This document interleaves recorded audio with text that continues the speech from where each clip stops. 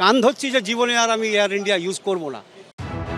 12 June দুপুর 1:38 আহমেদাবাদে ভেঙে পড়ে এয়ার ইন্ডিয়ার বোয়িং ড্রিমলাইনার।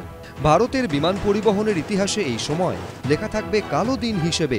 কার দোষে এত বড় বিপর্যয় ঘটল? এতগুলো মৃত্যুর জন্য কে দায়ী? এইসব প্রশ্ন যখন জোরালো হচ্ছে, সেই আবহে এয়ার ইন্ডিয়ার বিরুদ্ধে সামনে আসছে গুচ্ছ গুচ্ছ অভিযোগ। তিক্ত অভিজ্ঞতার ঝুলি উপুর করছেন এয়ার ইন্ডিয়ার যাত্রীরা। যেমন জলপাইগুড়ির বাসিন্দা শঙ্কর ভট্টাচার্য, অসমের একটি নুন প্রস্তুতকারক সংস্থায় কর্মরত তিনি। কাজের সূত্রে হামেশাই যাতায়াত করতে হয় গুজরাতে। তার দাবি, সাম্প্রতিককালে এয়ার ইন্ডিয়ার বিমানে চড়ে ভয়াবহ অভিজ্ঞতা হয়েছে। যখন হাওয়াটা কম আসে, এসিটা উপরে যে সুইচটা আছে কাজ করছে না, সিট বেল্ট আমার লাগছেই না। টাটা এটাকে কিভাবে মেনটেন করছে না করছে কেউই আমরা জানি না। আহমেদাবাদে বিমান দুর্ঘটনার মাত্র 5 দিন আগেও এয়ার ইন্ডিয়ার বিমানে আহমেদাবাদ আসেন তিনি। তার সেদিনের অভিজ্ঞতা মোটেও ভালো ছিল না। 8 তারিখে এসছি এয়ার ইন্ডিয়াতে দিল্লি থেকে।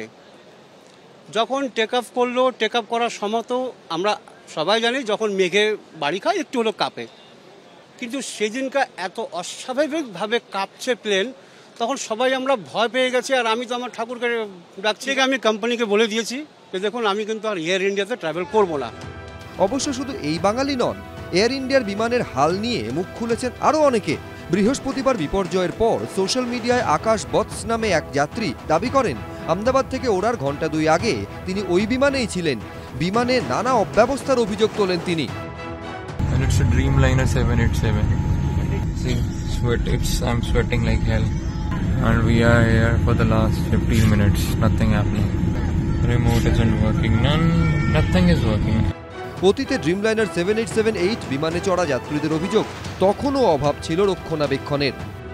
বোয়িং 787-8 ড্রিমলাইনার বলে যেটাকে, আমি সেই বিমানে করেই দিল্লি থেকে মেলবোর্ন এসেছিলাম। খুবই মেইনটেনেন্সের অভাব ছিল এই এয়ারলাইনের কর্তৃপক্ষ থেকে। আর এখানেই প্রশ্ন উঠছে, যখন শয়ে শয়ে মানুষের জীবন জড়িয়ে রয়েছে, সেখানে রক্ষণাবেক্ষণের এরকম খামতির অভিযোগ বারবার কেন উঠবে? মানুষ তো চড়া দামে টিকিট কেটে বিমানে ওঠেন, কিন্তু উড়ান সংস্থার কাছে কি তাদের জীবনের কোনো মূল্যই নেই? অর্ণব মুখোপাধ্যায়, এবিপি আনন্দ, আহমেদাবাদ।